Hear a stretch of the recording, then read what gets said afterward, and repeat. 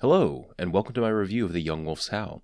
This is the exotic sword that was introduced with Rise of Iron and can be obtained from simply completing the main storyline. Let's get into the perks. Sword Strike. Use R1 to attack with this sword.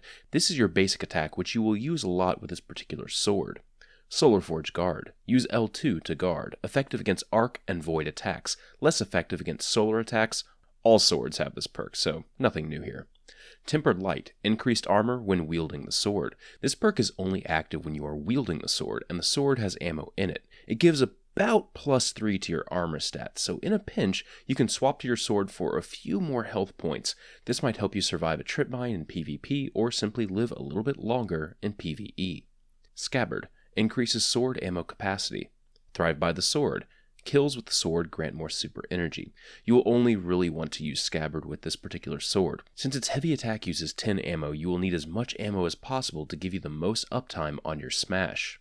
Next is Howling Flames. Use R2 to unleash a fiery solar eruption that weakens enemies and deals damage over time. This perk has a couple of parts to it. First up, the initial damage is pretty weak, at least compared to other exotic swords, and the damage over time effect is nothing to really write home about.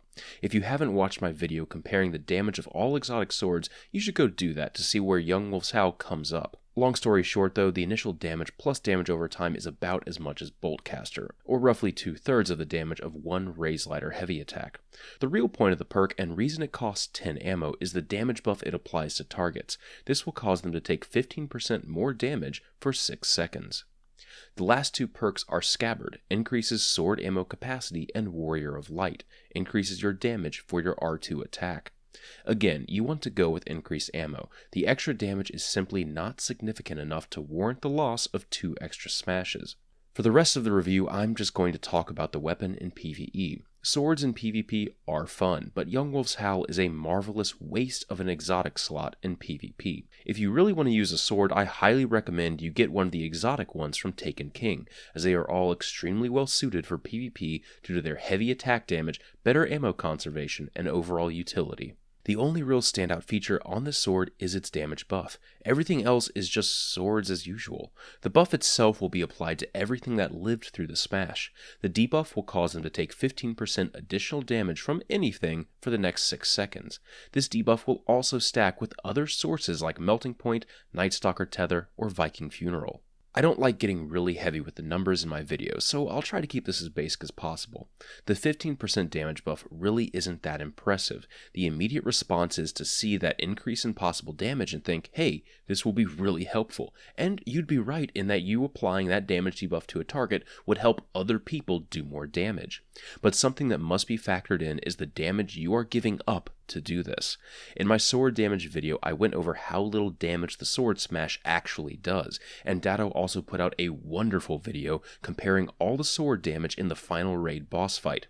All of our data shows that at best, if you're wanting to benefit your group with more damage, just do damage and leave the damage buffs to Tether, Melting Point, and Viking Funeral. The other thing to take into account are the ammo problems with the sword. Its ammo stat is lower than the other exotic swords, which causes you to spec all in on the ammo stat to bring it up to their base ammo level. With minimum sword ammo, you can hold 63 sword charges, 76 with max ammo spec, and then 96 if you equip Memory of Radagast artifact with max ammo spec. So at most, you're getting 10 smashes if you decide to go all in on the heavy attack route. By comparison, a Taken King exotic sword will only use 5 ammo for its heavy attack, so you will get significantly more damage from one of those over the course of their ammo capacity. There's one other thing that really bugs me with the sword. Its heavy attack has a tendency to knock targets up into the air if the smash doesn't kill them. This won't really happen with tier 1 mobs since the smash does more than enough damage to kill those. This will only happen with some of the higher health major enemies, or maybe if some of them have a non-solar shield. Whatever the case, the smash will knock targets up into the air, which can be a little bit alarming if your team is trying to take advantage of the damage increase. It can cause missed shots, but in general is just aggravating since the damage debuff will last 6 seconds, and the floaty nature of the knockback can make the targets difficult to hit for about 2 of those seconds.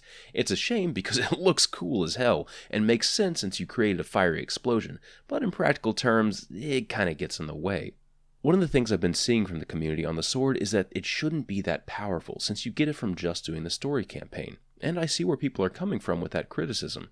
It's extremely easy to obtain, and if anything, I think it's supposed to encourage people to go play some of the older content if they never got a chance to. But the ease of getting an exotic shouldn't determine its usefulness or overall quality. Keep in mind, Gallarhorn is obtained from a relatively simple exotic quest. A ton of A-tier exotics are also obtained simply from RNG rewards like engrams.